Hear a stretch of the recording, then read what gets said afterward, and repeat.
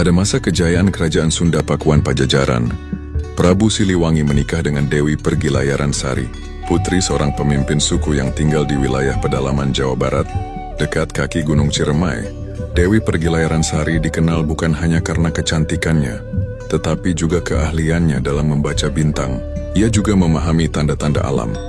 Dari perkawinan mereka lahirlah seorang putra bernama Sang Hyang Wiraga Sakti.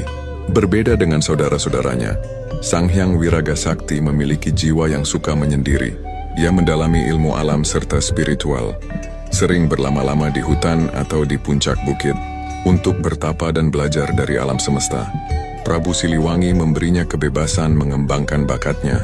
Suatu ketika, wilayah selatan Kerajaan Sunda dilanda wabah yang tidak diketahui penyebabnya. Banyak warga yang sakit, hasil panen menurun dan masyarakat hidup dalam ketakutan. Sang Hyang Wiraga Sakti yang sedang bertapa di kaki Gunung Madesukma mendengar kabar ini. Ia segera kembali ke kerajaan. Ia melakukan pengamatan selama beberapa hari, memeriksa tanah, air, dan tanaman, serta berkomunikasi dengan para dukun lokal. Ia menemukan bahwa wabah disebabkan gangguan keseimbangan alam akibat pembukaan hutan berlebihan dan pembuangan limbah sembarangan ke sungai.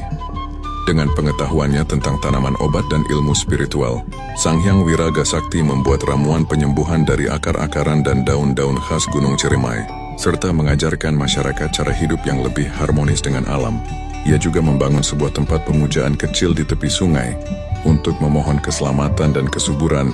Setelah keadaan pulih, Sang Hyang Wiraga Sakti menikah dengan Dewi Anggraeni, putri seorang pemimpin desa yang telah membantu dirinya dalam menangani wabah. Dari perkawinan mereka lahirlah seorang putri yang diberi nama Ratu Puntang. Sejak kecil, Ratu Puntang menunjukkan minat yang besar pada ajaran spiritual ayahnya. Setelah Sang Hyang Wiraga Sakti wafat, ia memilih untuk bertapa di puncak Gunung Madesukma, tempat yang dianggap suci oleh masyarakat setempat. Selama bertapa, Ratu Puntang mendapatkan wahyu untuk melestarikan ilmu alam dan ajaran spiritual leluhur. Ia kemudian dikenal sebagai Sang Hyang Bathara Larang karena sering memberikan peringatan kepada masyarakat agar tidak merusak alam atau melanggar aturan kesusilaan. Dari garis keturunannya lahirlah 3 orang penting. Pernal Arang, yang dikenal sebagai penyembuh hebat dan menjaga kawasan hutan lindung di sekitar Gunung Ciremai.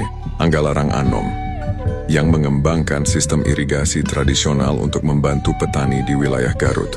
Prabu Jaya Pakuan, yang pernah menjabat sebagai pemimpin di wilayah pedalaman dan dikenal karena kebijaksanaannya dalam mengelola sumber daya alam.